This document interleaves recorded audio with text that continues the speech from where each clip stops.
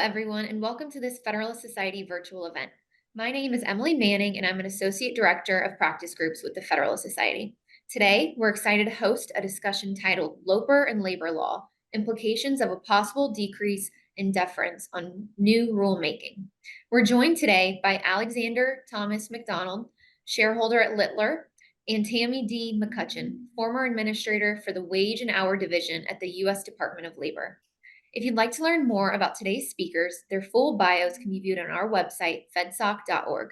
After our speakers give their opening remarks, we will turn to you, the audience, for questions. If you have a question, please enter it into the Q&A function at the bottom of your Zoom window, and we will do our best to answer as many as we can. Finally, I'll note that as always, all expressions of opinion today are those of our guest speakers, not the Federalist Society. With that, thank you for joining us today, and Tammy, the floor is yours. Thank you. And I am very opinionated, so watch out. All right, we're going to do sort of this in a question and answer conversation style rather than speeches. And I'm going to start by asking Alex, back to basics, what is Chevron and why does it matter? That's a really good question. And, we talked a little bit about this before we started. And I think for an audience of Federal Society listeners, of all audiences in the world are probably most likely statistically to be familiar with Chevron. But we're going to do a little bit of lead in so that people understand the context and why we're talking about Chevron potentially going away and what it could mean for labor law. Chevron, what is Chevron? Chevron was a 1984 case decided by the Supreme Court. It's essentially a bedrock of administrative law. If you took administrative law in law school, or even if you didn't, you probably read Chevron. It is one of the most influential Supreme Court decisions of the last century, one of the most influential Supreme Court decisions of all time. And I'm not just saying that to have a hot take or to hyperventilate. It's been cited more than 15,000 times at the last count I saw. It's extremely important. Why is it extremely important? Because it goes to a bedrock fundamental principle that gets brought up and applied in most litigation involving federal agencies in the United States. And that litigation is becoming more and more common because federal agencies are becoming more and more active. I saw one statistic not too long ago that Chevron, or since Chevron was decided, the number of pages on average published in the Federal Register has doubled, which just tells you agencies have become much more active since Chevron was decided, which has led to a lot more disputes statistically about agency action, which has made Chevron even more relevant. So I've talked about why it's relevant. What is it? Chevron is essentially a decision that instructs lower courts on how they are supposed to handle disputes over an agency's interpretation of a statute that the agency has been charged with applying. In our labor and employment space, I mean, the things you think about is, okay, the Department of Labor's Wage and Hour Division is in charge of enforcing the Fair Labor Standards Act. The National Labor Relations Board is in charge of administering the National Labor Relations Act. The Equal Employment Opportunity Commission is in charge of implementing Title VII and various other anti-discrimination laws in the United States. And these agencies have built up a certain level of, some people would say expertise, I'll just say experience here with implementing these laws. And so the question is, how much weight should a federal court give to the agency's view of what a statute means in a particular case? In particular, when the agency has published a formal rule or some sort of other guidance explaining to the public how it views this statute, what its terms mean, how it will apply it, and essentially building out the statute's meaning.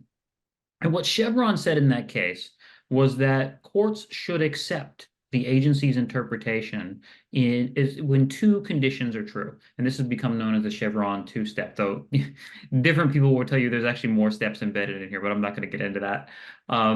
Step one is the statute ambiguous? Ambiguous meaning, could it be interpreted two different ways in a certain context? If the statute is ambiguous, then all the court is supposed to ask is the agency's interpretation reasonable? If it's reasonable, then the court accepts that interpretation, even if, and this is the important part, even if the court, applying its own judgment or its own view of the law, would have interpreted the statute differently in the first instance. And so that means, in effect, that agencies are walking into court with a leg up in interpretive disputes. Now, we will get into the justifications for that and maybe some of the effects of that, but that's the effect of Chevron, which is that courts are putting a thumb on the scale, or Chevron is putting a thumb on the scale in favor of the agency's interpretation in a dispute with a private party over what a statute means. Now, That's Alex, Chevron. Alex, you mentioned that the regulatory agencies, the executive agencies, are getting more and more active in regulations. Do you think that's why the Supreme Court is looking at Chevron now? Wow. I don't have a direct plug-in into the minds of any of the justices. I'm sorry. But there are certain developments both in the legal community and the intellectual community and the government that could have led the court to consider Chevron now. So actually what is happening? Let's sort of explain that here. There are two cases in front of the Supreme Court right now, one called Loper Bright Enterprises, the other involving a company called Relentless. Both involve sort of a recondite statute about federal fisheries law. The underlying dispute is specifically about whether the government, the Department of Commerce, can make boats that operate in these fisheries pay for their own onboard monitors. I mean, there's some dispute about the statutory language, maybe it doesn't actually authorize this, but there's a way to read it. There's language in the statute that says the Department of Commerce can create reasonably necessary conditions, and there's some dispute over what that means. But anyway, this is the ambiguity that's in front of the Supreme Court right now. So procedurally, that's what's happening. The agency won at both the First Circuit and the DC Circuit. Both courts rely explicitly on Chevron to reach that result, and now we're up at the Supreme Court. So procedurally, that's why they're considering it now. Why did they take the case? There's been a couple of trends that may have led the court to decide that this was the right moment. One is the one we were just talking about, which is this increase in agency activity. It is, I mean, just as a statistical matter, it is unquestionable that agencies are regulating more than they were in the 1980s. I mean, you do the math. It's a matter of counting. They are issuing more regulations. Now, we could get into some disputes about how substantive those are, how far the agency is reaching from the original meaning of the statute, how aggressive some of these regulations are. That's a more difficult question, but we do know, as a matter of just counting pages, that they are regulating more often. We also know. I'm sorry. How about agency flip-flops, like we're seeing in the labor and employment space, for example, for like independent contractor and joint employment? Yeah. Would that be impacting? No, that's a good point. So specifically in our world, which is the labor and employment world, that's another trend that may be driving this, which is we've seen, and again, this is something it's hard to quantify in numbers, but anybody who's following the space knows that we've had wild swings in policy going back and forth between the most recent administrations on several issues. A good example is joint employment. You can see what's happening over at the NLRB. The NLRB issued new joint employment standards during the Obama administration. Those were challenged in court. Then the Trump administration reversed that decision. That reversal was reversed in the court. The board then issued a new regulation, which has now been pulled down by the Biden board, which is now litigating that decision to pull it down in court. And they've issued their own interpretation, which is also subject to dispute. So you're looking at 6 swings in the course of 6 years over one interpretation of one term in one statute. That starts to look less like an agency applying its experience and judgment to a statutory term, and instead looks like pure politics. We're not at this point deciding what the term employer or employee means in a statute, nor are we looking at an agency that is saying, well, in our decades of experience in applying this statute, we see these kinds of disputes bubble up, and we think the best policy is to implement it in this way. What you're seeing is who's in office and whose ox is going to get gored, just based on it's hard to describe it as anything else but a partisan, or at least from an external viewpoint, a partisan dynamic, which may be driving some of the interest at the court to say, yeah, this is a problem. This doesn't look like law. This looks like politics. And in fact, This specific example was brought up during oral argument. Several justices, oral arguments over the Loper Bright and Relentless cases. There was an amicus brief filed by CDW tracking some of these swings specifically at the National Labor Relations Board. And Justice Kavanaugh asked about this. You know, there's obviously some concern in some corners of the court that these swings were not reflective of agency experience or agency expertise, or even, you know, legitimate policy disputes. They were really just about personnel. Now, all of a sudden, we have a Democratic administration or a Republican administration. Now we can get a majority on the board. Now we're going to change the quote unquote law because we can. It's just a matter of counting heads. So that's one at least perception that's pretty widely spread out there. There's been a lot written about this. I'm not breaking any new ground here. So that could be something that's driving the court. But there's also been other institutional critiques of Chevron since then, not only the effect it's having on agencies, but potentially the effect it's having on Congress. You know, it's almost become a joke now, or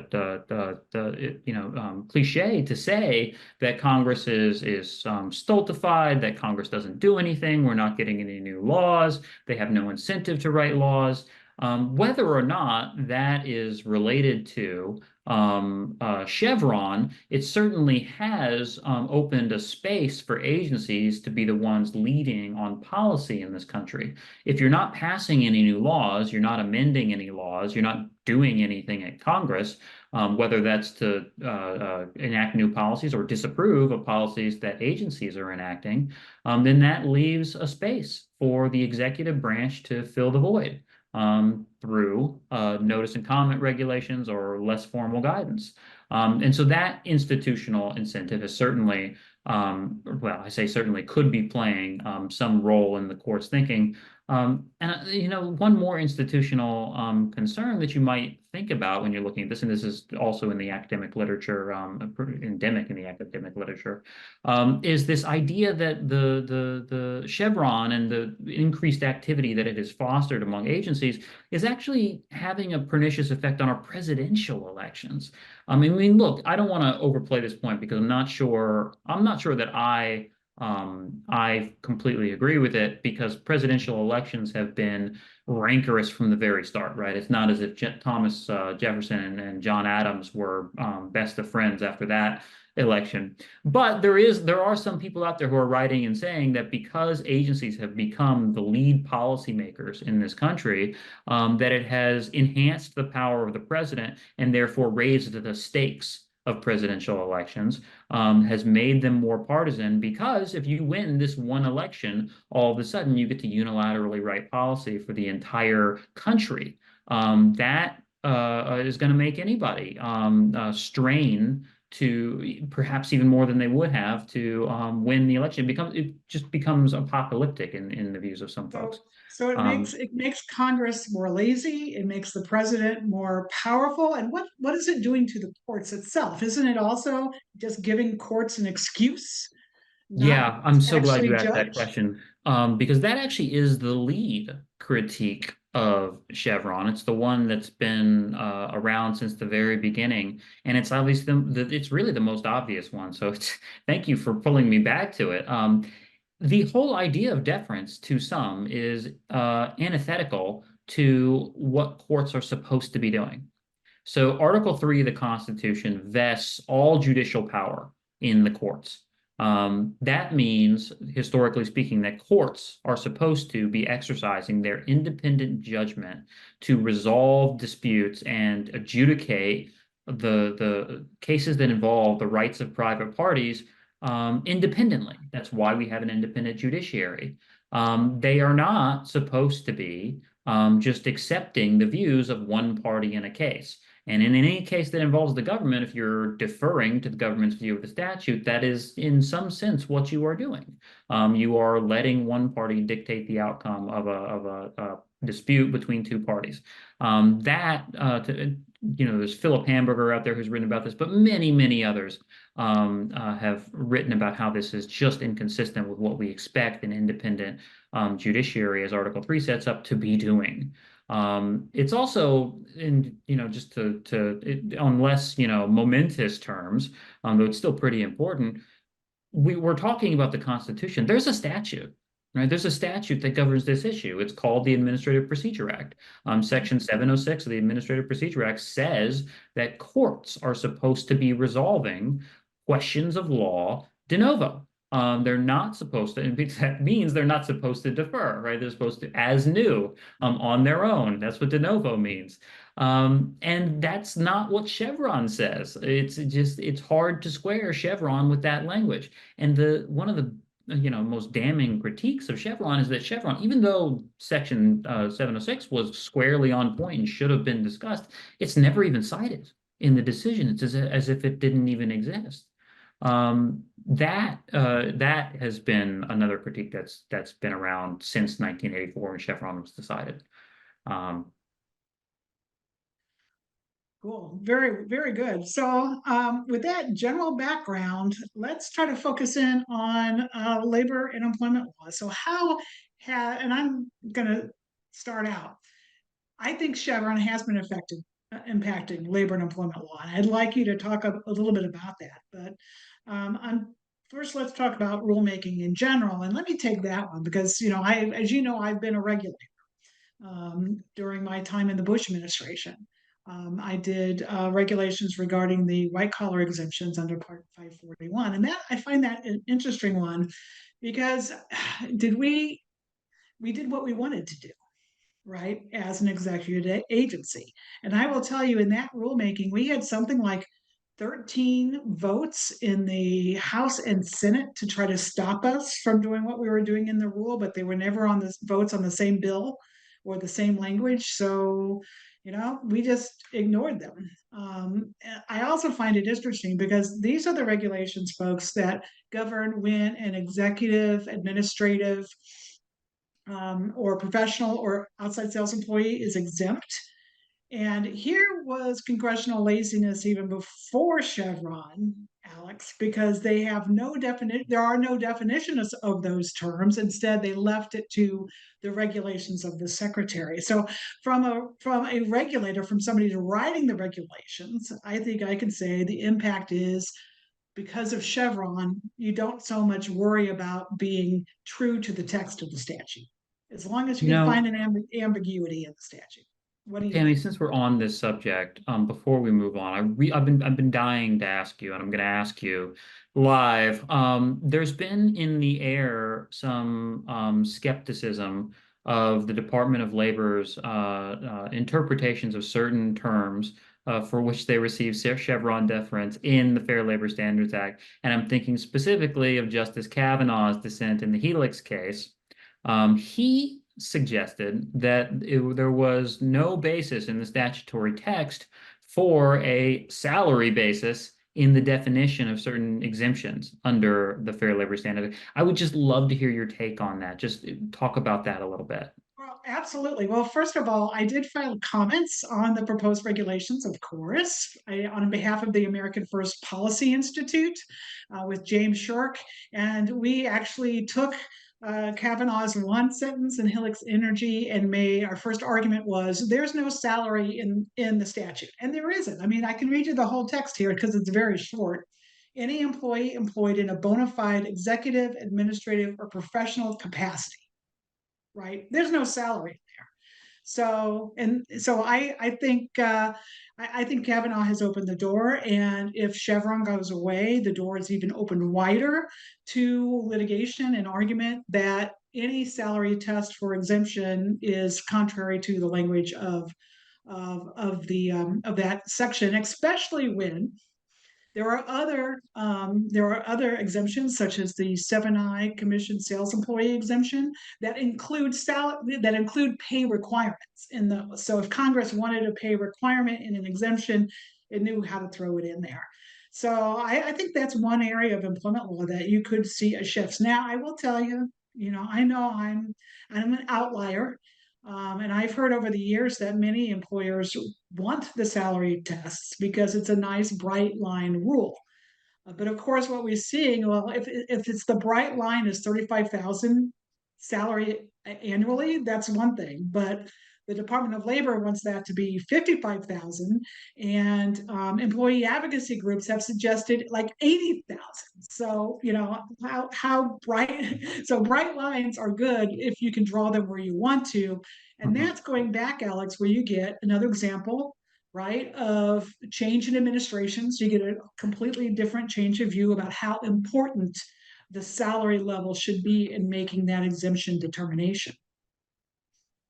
Yeah, no, So, that's right. It's just such a great example of how this concept plays out in the real world. You had started to ask about rulemaking in general, specifically in the labor and employment space, and I think that's a real good way to start with the effects, because this is how Chevron applies in the first instance, or at least is most obvious, is when an agency is going through the formal notice and comment process under the APA.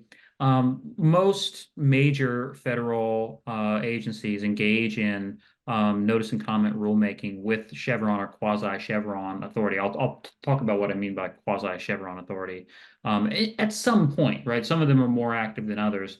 But we have seen, this play out very recently, or I say very recently, over the last 10 years. There's been quite a bit of rulemaking activity on behalf of federal agencies, as we've seen administrations swing back and forth, and then subsequent litigation with Chevron played some or a controlling role. I'll give you some examples of instances I'm talking about. Most people listening to this or watching this presentation will probably remember the controversy over OSHA's mask or mandate or mask or vaccine rule. May remember the controversy over the EEOC's EEO1 reporting requirements. We already talked about the NLRB's joint employment rules. And then there have been a variety of Department of Labor rules that have been issued, pulled back, reissued, and challenged. These include, overtime rules, not just rules about the salary basis, but there have been challenges to the department's interpretation of certain rules around tipping, what work and what workers qualify for a tip exemption. There's been litigation over the department's interpretation of certain quote unquote persuader rules. Those are rules that apply to somebody who's engaged in persuading employees whether or not to join a union. And then right now, there's an independent contractor rule that's being challenged. And for complete transparency, I should flag for the audience that I work in Littler's Workplace Policy Institute. It's a group in Washington, D.C. that focuses on these issues, focuses on regulation and new laws and new policy. And our group is involved and has been involved in many of these cases. We're involved in several right now. So I just want to flag that for folks. What I'm trying to give you is my personal views of these things.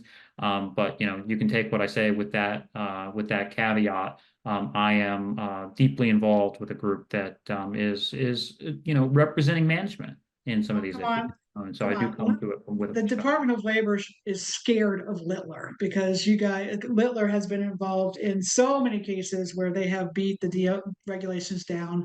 When I was there before I retired, I was involved in the litigation against the Obama era overtime regulations.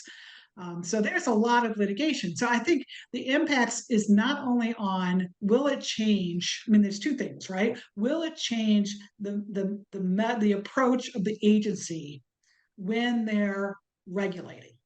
Mm-hmm. And then the second half of this is what will be the impact on litigation challenging them? Will there be, and I think one affects the other. I mean, if agencies like the NLRB, EEOC, DOL, if any agency is a little bit more careful and measured in how they regulate and stop trying to stretch what the law says or finding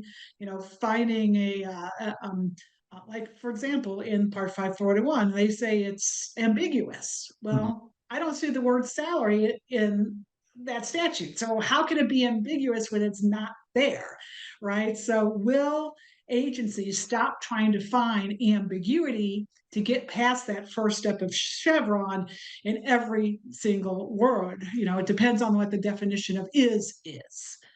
Yeah, question. let's put a pin in that about the statutory silence issue when we get to predictions, because one part of the question that's in front of the court right now is not just should Chevron be overruled, but should Chevron be reinterpreted to find that there is no ambiguity just based on statutory silence. So a statute is not ambiguous solely because it doesn't explicitly address something. You can't just say, well, it doesn't have that word in it, therefore it's ambiguous whether that word should have been included.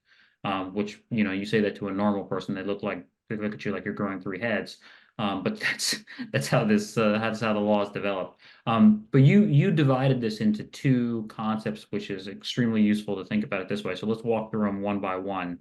The first one, and I'd love your opinion on this too, is how this is going to. I mean, you were in this seat, you were doing this.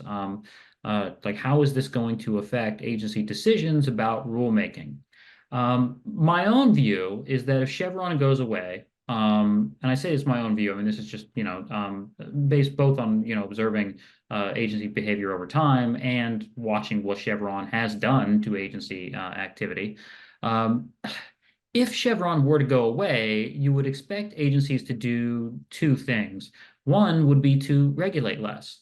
If the benefit of having a formal regulation on the books is that it will receive Chevron deference when you try to apply it, and Chevron deference goes away, well, there's less incentive to regulate. And so you may see certain cases in which agencies do the cost benefit analysis and decide, well, we're not going to get much from having a regulation in the CFR. Perhaps there are other ways to accomplish our policy goals. Why are we going to go through this exercise only to go into litigation and have a toss-up in front of a court? The other thing I would expect is that when agencies do decide that for whatever reason it is still good policy to have a formal regulation on the books, that regulation will track much more carefully the statute itself and will be far less ambitious about what it's trying to do as far as moving the policy needle. Agencies will be, nibbling around the edges as opposed to taking big swings with their regulations. I'm saying big swings. I'm not trying to be pejorative. I think even if you talked to some of the people in the agencies today, they would tell you they're taking big swings. The one that's front of my mind right now, I've been talking to some people about it even today, is the Department of Labor's new rules for the H-2A program. And if folks haven't had a chance to take a look at these proposed regulations, please do, because they illustrate exactly what we're talking about when we say that agencies are leading the policy apparatus of the federal government. This regulation takes 4 or 5 words from an immigration statute, which just says that the department is responsible for making sure that workers who come in through this temporary visa program are not undermining the working conditions of domestic workers. They've taken that just sort of sparse phrase and spun it out into an entirely new labor relations scheme, which in some ways mirrors the National Labor Relations Act, which doesn't apply to the workers under these programs, and expands it in some ways. So there's a concept called secondary boycotting, which is illegal under the National Labor Relations Act. It just means you can't go picket in front of somebody else's facility because you have a dispute with me, right, to pressure me. That's what a secondary boycott is. This not only doesn't have the limits of the NLRA, this Department of Labor regulation doesn't have those limits. It actually gives workers an affirmative right to engage in secondary boycotting. I mean, that's just a fundamentally new policy. You can't find that anywhere in any statute. The agency made this policy. That's lawmaking. That's writing a law. And they're relying on very quote unquote ambiguous language, sparse language, silent language, which they're saying is ambiguous, to spin out this entire program. You're not going to see that if Chevron goes away because you just have no chance of defending it. I hope you're right that when Chevron goes away, there'll be more restraint in the agencies. But I think that'll happen. I think it'll take many, many losses in the courts for agency regulations before that will happen. Because and this gets back to litigation. We continue to look for, I'm sorry to say it, Alex Littler files most of its challenges of DOL regulations where? In Texas, right? Well, So there's good going luck to in be Texas. there's going to be forum shopping going on, and depending where you are. So I hope you're right, but I'm sort of like I'll believe it when I see it. But doesn't that illustrate to you the pernicious part of Chevron and what this has done to the lawmaking process in this country? It shouldn't be about which forum you're in. We shouldn't have policy being made through this kind of piecemeal regulating or litigating. It ought to be made by Congress. And that's not my opinion. I'm not making a value judgment. That's what the Constitution says. I mean, if you don't like that process, like take it up with James Madison. I didn't write the document. And that's when also, though, you get it's sort of the other issue that's sort of related to this is the major questions doctrine that now. And so I think Chevron being overruled and the major questions doctrine into place will work together to make sure that these wide swings by agencies do get knocked down by courts, even courts that you wouldn't normally think would. I'd love your opinion on this because you mentioned the major question doctrine. There's been a lot of commentary about whether Chevron is not about to be overruled, whether it's already dead. The court itself doesn't cite Chevron anymore. It's been forever. It's the court really took it seriously and applied it. The last major case that I can think of where the court really applied Chevron to the full hilt of its intellectual implications was Brand X, right? Brand X was a case where the court effectively said that even once a court has interpreted a statute to mean one thing, the agency can come back and issue a new interpretation that is different from the one the court had. And if the agency does that, the court has to defer. And that flows directly from the logic of Chevron, but it shocks some people when they hear that. Like, wait a second, you're telling me that an agency can overrule a court once it's issued a decision in the U.S. reports that you can open and read, and that can be overturned by an unelected agent? Well, yes, that's what Brand X says. But the author of Brand X, Justice Thomas, has since said that he thinks Brand X is wrong. And that's part of a broader trend, which is you just don't, Chevron's not getting a lot of play at the court. Instead, what you're seeing is the development, or at least the more full articulation of doctrines like the major questions doctrine.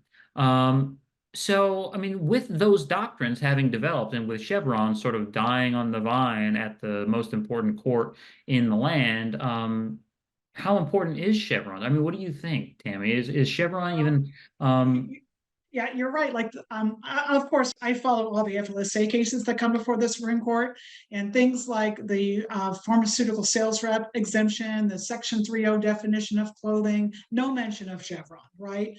And also in the more recent cases, which is, let's tie this more closely to employment law, they also, as you know, abandon this interpretation thing where you have to interpret exemptions very narrowly, but the rest of the statute very broadly, and that was kicked out the window too, where it was now, now the Supreme Court has said for the FLSA, you are interpreting every word the same and not differently.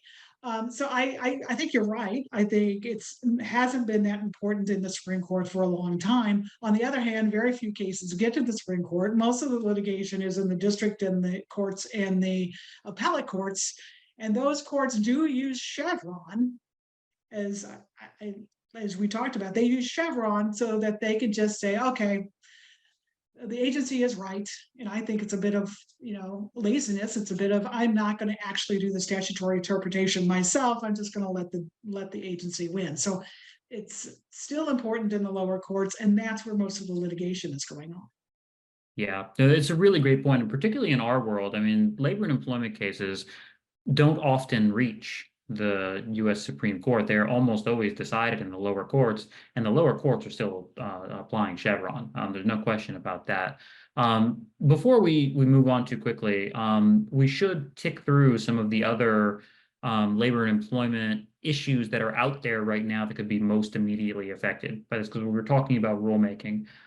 There's several rules just hanging out there right now that are in existence or have been proposed that could be affected by this change. So what are those? I already mentioned the independent contractor rule. Just to give a little bit of history, the Department of Labor didn't have a formal regulation on the definition of independent contractor until 2021. It was one of the last things the Trump administration did toward the end. They published this rule, took effect in January 2021. The Biden administration came in and did two things in relatively quick succession. They issued one rule saying that they were pausing the implementation of that independent contractor rule. And then they quickly followed with another rule saying that they were rescinding that rule. Both of those were challenged in court. A district court in Texas in March 2022 said that both actions were invalid and put the 2021 rule back into effect. And it's actually the rule that's in effect as we're talking today. In the meantime, rather than take another run at this and try to pull that rule down again, the Department of Labor decided to go through another rulemaking, this time proposing a different test through regulation. That regulation was proposed in October, was finalized a few weeks ago, and is scheduled to take effect the coming March. That's still at issue in the litigation. It is the case is sitting with the Fifth Circuit right now. There's some procedural motions flying back and forth, but Chevron is going to play whatever happens to Chevron. I say is going to. You shouldn't make categorical predictions. Is likely to play a pretty significant role in how that case develops going forward, at least as far as what level of deference the agency is going to receive. I tell you, Alex, one wrinkle on this is even if Chevron goes away, will it have an impact? Because the truth is, for independent contracting under the FLSA, the definitions of employer, employee, and to employ are so vague and so circular, right? Unless the Supreme Court decides to define those terms, and they haven't reached that question since the 1940s, and that, and that's where you get the whole economic realities test. But just let me remind you, an employee under the FLSA includes any person acting directly or indirectly in the interest of an employer. Mm-hmm. An employee is that settles the question. That seems perfectly clear to me, Tammy. Perfectly clear. An employee means an individual employed by an employer. Mm-hmm. And to employ means to suffer or permit to work, right? So there's nothing there in the statute, and that's why independent the problem of who's an independent, and we've written about this, Alex, together, I know, and anybody just Google us both, and you'll see the works that we've done. But we've got a bunch of them floating out there now. We do, but the reason why independent contractor versus employee is so difficult is because there's like nothing in the statute. So even if Chevron goes away, how does a court not listen to the DOL when they're trying to define those terms? Well, let me throw another wrinkle at you. In the rule itself, the department does not explicitly rely on Chevron. Well, what do they rely on? They rely on an older case called Skidmore, which was also an FLSA case. And Skidmore deference, at least at from the tenor of the arguments in the Loper and Relentless cases, seems to be the main competitor or fallback position for Chevron deference. I mean, let me explain this a little bit more so people don't get completely lost in the weeds. Skidmore was a case about whether certain sleeping time when the employees were sleeping on the employer's property was compensable time under the FLSA. That was the substantive labor law question, or labor and employment law question.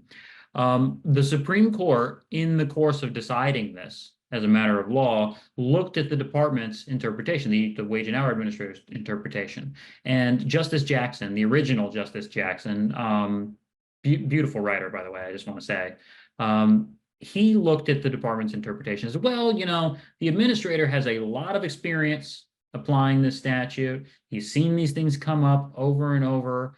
He's had the same consistent position on this issue for quite a long time. That opinion is rational and well-reasoned, and so we ought to give it significant weight. That's what Skidmore means, right? It has the department or agency or board or whatever entity is in front of you apply a statute in a way that is both consistent, both based on actual expertise and experience, and has been consistent over time, is persuasive, effectively. Should we defer to that? It's a much lighter and less rigid form of deference, but it is nevertheless deference. And we can talk a little bit more about Skidmore when we get to predictions, if you'd like. But that's another wrinkle in that independent contractor case, is that the department itself is not relying on Chevron. It is already relying on this lower level of deference. So that could scramble how this effect ends up playing out with that particular rule. But there are other rules out there. There's the NLRB's Joint Employer rule. There are rules that the Department of Labor has just issued under the Davis-Bacon Act, in which they are claiming effectively near unilateral authority to define terms under that statute, in particular the term prevailing wages. I'll take one side note on this.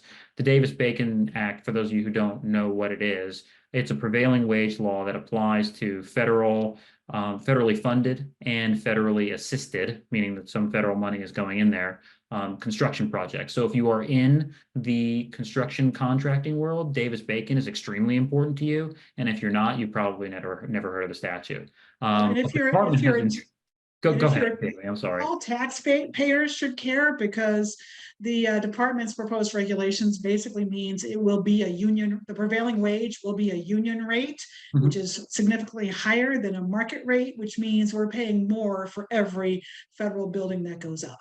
That's exactly right. And this interpretation, this definition of prevailing wages was changed in the 1980s for exactly that reason. It had come under heavy criticism, not from Republicans, not from rock rib conservatives, but from the government itself. The GSA issued a pretty scathing report about how this was driving up federal construction costs, and the Inspector General of the Department of Labor itself issued a similarly scathing report, and that persuaded a lot of people, look, we need to take another look at this. They changed the definition in the 80s. That definition has been in place until just late last year. The department changed it to go back to this union-friendly definition. And Littler is representing ABC and challenging that reg. So you're probably waiting to see what you're going to argue based on the Supreme Court's decision in Loper.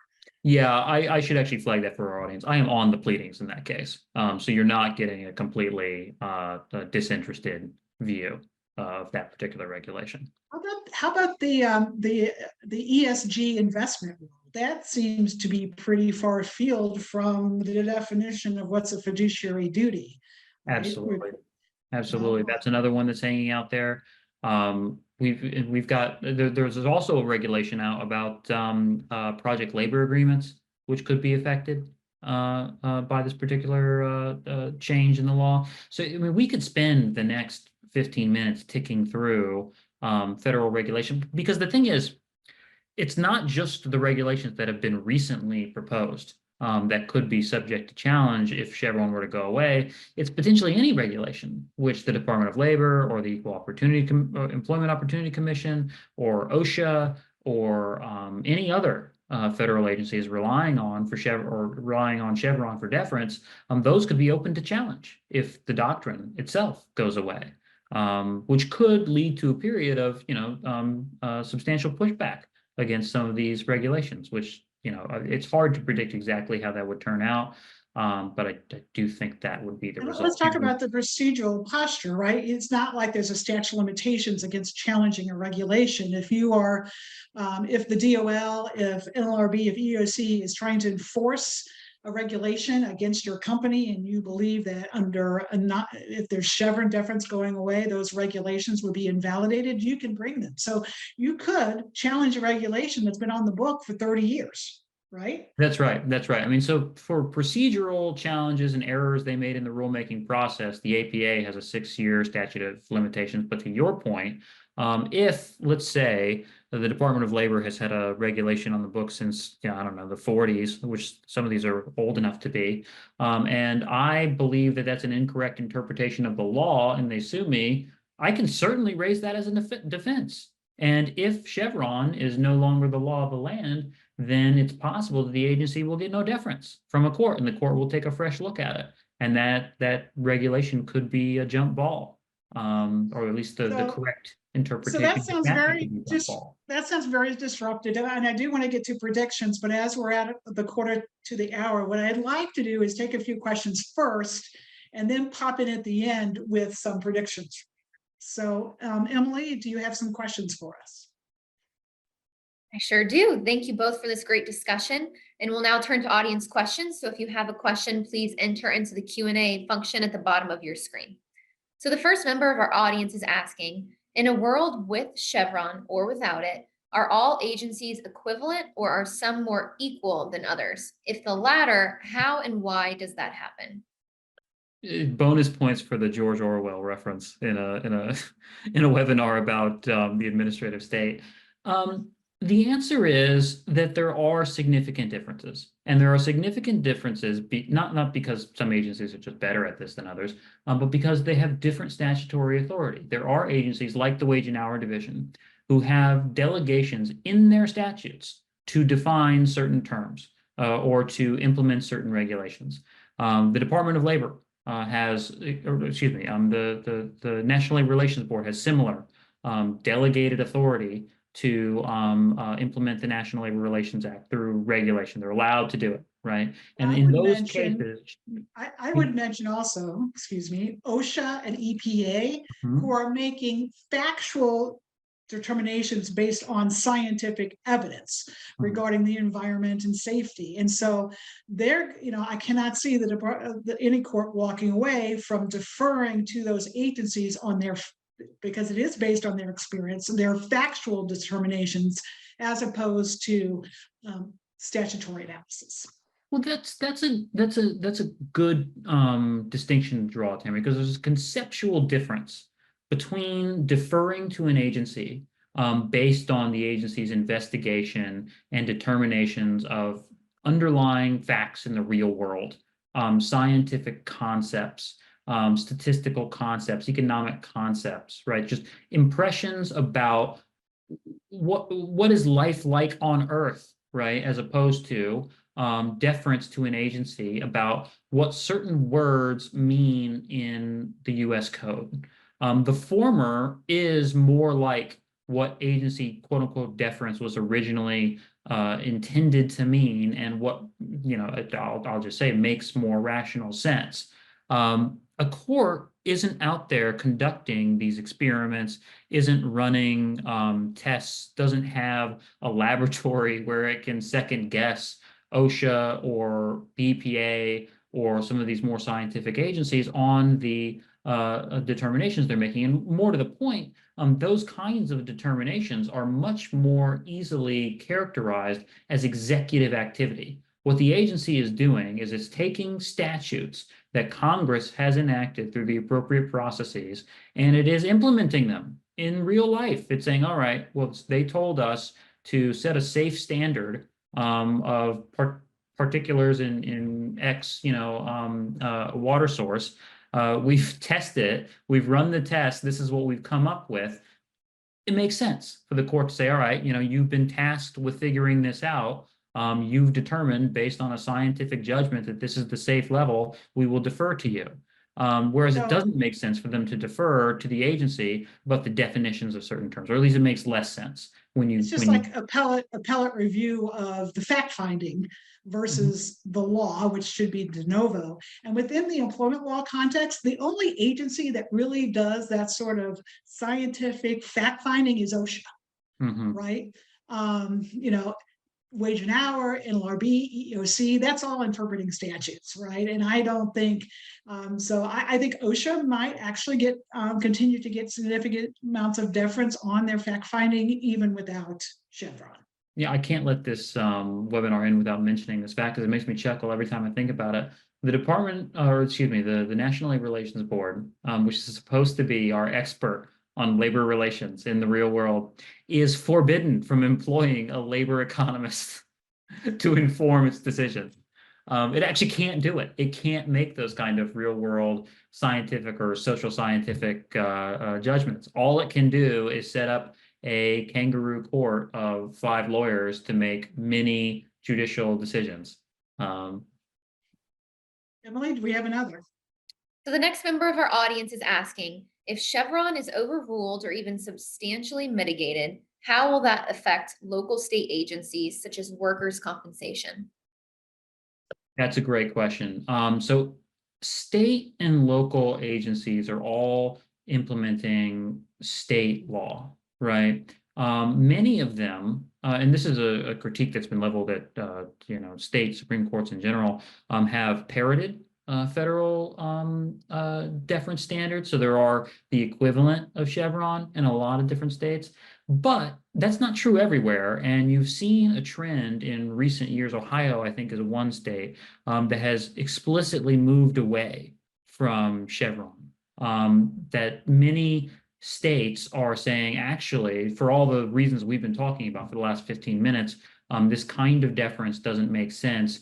We are going to take a de novo look at questions of law. And in fact, this is one of the more powerful arguments that's been made against Chevron. So, Tim, you mentioned, well, this could cause chaos. Won't we have this period of disruption after Chevron is overturned? Well, the evidence suggests no, because we have states that have moved away from Chevron and have said, no, we're going to lean in, we're going to be looking at our agency's interpretations de novo. And there hasn't been widespread chaos in those states. We haven't seen, anarchy explode. We haven't seen this huge wave of litigation. In fact, what you've seen is courts doing their job and the normal functioning of government without this sort of multi-layered, multi-step deference doctrine. But the answer to the listener's question, I mean, it is a question of state law rather than it won't directly affect it. But I tell you, I was just Googling and I could not easily find a list of states that have backed off of Chevron. So that might be, Alex, a good Federal Society blog for you to write, is to inform our audience a list of states that have already abandoned Chevron and states that use Skidmore. I would read that article. Yeah, you should write it. Take it under advisement. All right, Emily, let's go. All right. An audience member is asking if Chevron requires deference to agency adjudication or only to rulemaking. Oh, another great question. It's both. It is both. And I promised, I mentioned earlier the quasi-Chevron doctrines. So Chevron, by its terms, could apply to an agency decision that was made with statutory authorization through an adjudication. You might imagine something like the NLRB would be the primary example, but it's technically not, because the NLRB got deference before everybody else. There was a case called Hearst Publishing, in which the court said it was going to defer to the board's interpretations made through adjudication, not through rulemaking. That's how the board makes most of its policy, is through adjudication. It has authority to do both, usually does it through adjudication. And that gets the same kind of deference from the courts. Though, even though the board's deference is based on a different case, the underlying logic is the same. The underlying concepts are the same. And so whatever happens in Loper Bright and in Relentless, the underlying logic is going to carry through to cases like Hearst and the deference doctrines that apply to agencies like the board that make their interpretations through adjudication. It's the same concepts, it's a different procedure. It just depends on whether the agency is authorized to make a policy through these adjudications or not. I think there'll be a split between factual, just like you're reviewing a district court's decision, between fact-finding and interpretations of the law. So if Chevron goes by the wayside, I think courts will start doing their own bit of statutory interpretation, regardless of whether it's a regulation or an adjudication decision. That's right. So I want to give you time to discuss your predictions. So I'll leave you with this last question. What is your best guess on the timing of the Supreme Court decisions on both the Loper and the Relentless cases? And what do you predict will happen? I don't think that actually requires a great deal of foresight. It's going to be the last week of June, right? This is when they release all the big decisions. So we're all going to be refreshing the page, waiting for the decision to come out. I mean, do you feel differently, Tammy? No, I don't. I think it'll be one of the last decisions because it is so important. And there's likely to be, how many decisions will written opinions will there be? Many. So, all right, let's move, but that's a good segue. Let's move to predictions. We have about 6 minutes left, Alex. Go to it. I'm going to make one bold prediction and one sort of out of the side of my mouth prediction. The bold prediction is Chevron will not survive in the form that we have always known it. The court did not take this case to do nothing.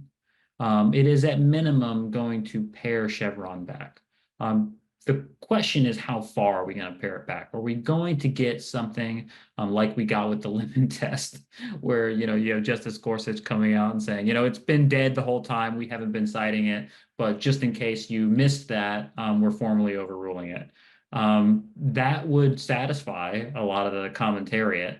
I don't actually think we're going to get that, if I'm being completely honest. I think what we're more likely to get is some opinion from the court that says we've all been misunderstanding Chevron this whole time. Chevron never meant that you're supposed to just rubber stamp the agency's decision. Rather, what you're supposed to be doing is making an initial judgment using the traditional tools of statutory interpretation about what the statute means. And then if you reach a point where you just throw up your hands and say, look, the scales are equal, I can't really tell using my traditional terms what this means. What do you think, agency? And then in that case, you can take the agency's position into account and maybe tip the scales. That sounds a lot like Skidmore to me. That doesn't sound like Chevron. But I actually, if you're pressing me and saying, what do you think is most likely? I think that's what the court is going to do. It's going to say that Chevron has just been overinterpreted. It's not supposed to be this grand reallocation of interpretive authority. It's just a guide for judges to do what they're supposed to be doing, which is reading the law. That's effectively overruling Chevron, but I don't think then we're why going to say why not just say Chevron is overruled and Skidmore is the deference for all agency actions? Would that be clear? Well, I think it would be clearer, but the reason I think they're going to do something more along those lines is you heard several of the justices expressing some concern about what overruling Chevron would mean for many, many, many precedents in the lower courts that were applying Chevron. Does that mean those are all up for grabs? They are concerned about this chaos argument that some of the petitioners have been making, or the amici have been making. And so rather than just saying all of these, that Chevron is overruled and all of these cases relying on it are now questionable, they're just going to say, no. Chevron just doesn't mean what you think it means. And the result in all of those cases could still be correct. Because all it means, this is just applying a tool of statutory interpretation. We don't have to overrule 15,000 cases that have cited the case. I'm sure, Alex, that you and the other lawyers at Littler would not be deterred in challenging those past decisions and regulations that went through Chevron deference anyway. Okay. Well, to be fair, Tammy, we're not deferred from challenging them now. Exactly. So what's the count? I mean, how many of the justices do you think would go for an all-out reversal of Chevron? Oh gosh, an all-out reversal? So the Chevron is here in the court of history and for all time overruled? I don't know. I think I could count to 3. You could probably get Justice Thomas. You could probably get Justice Gorsuch. You might get Justice Alito, though he's just been less vocal on these issues. Beyond that, I don't see anybody. I'm thinking Justice Kavanaugh, because he has been rather disdainful of some of the agency's interpretations of statutes. And to me, that puts him in a category that he might be willing to say, all judges need to do their jobs all the time in doing statutory interpretation. That's fair. That's a fair supposition. I can't say that I have a window into his mind. But he did seem like somebody who was receptive to these chaos arguments. Though, the chief and Justice Barrett were more obviously concerned about that aspect, at least that oral argument. Yeah, well, as we close, I will tell you, folks, I think Alex is exactly right. I don't think we will get a pure, it's gone, Chevron is reversed. But you guys have all, for many years, you have been misreading what Chevron means, and we're going to redefine it for you. I agree with you, Alex. I think that's what's going to happen. Yeah, I hate to disappoint folks. But I think we've filibustered for the full hour, Tammy. Yes, and there's still so much more to talk about. Well, I hope our audience has found it helpful. So I think we're ready to sign off, Emily. All right. On behalf of the Federalist Society, thank you both for joining us for this great discussion today. And thank you also to our audience for joining us. We greatly appreciate your participation. Check out our website, fedsoc.org, or follow us on all major social media platforms at FedSoc to stay up to date with announcements and upcoming webinars. Thank you once more for tuning in, and we are adjourned.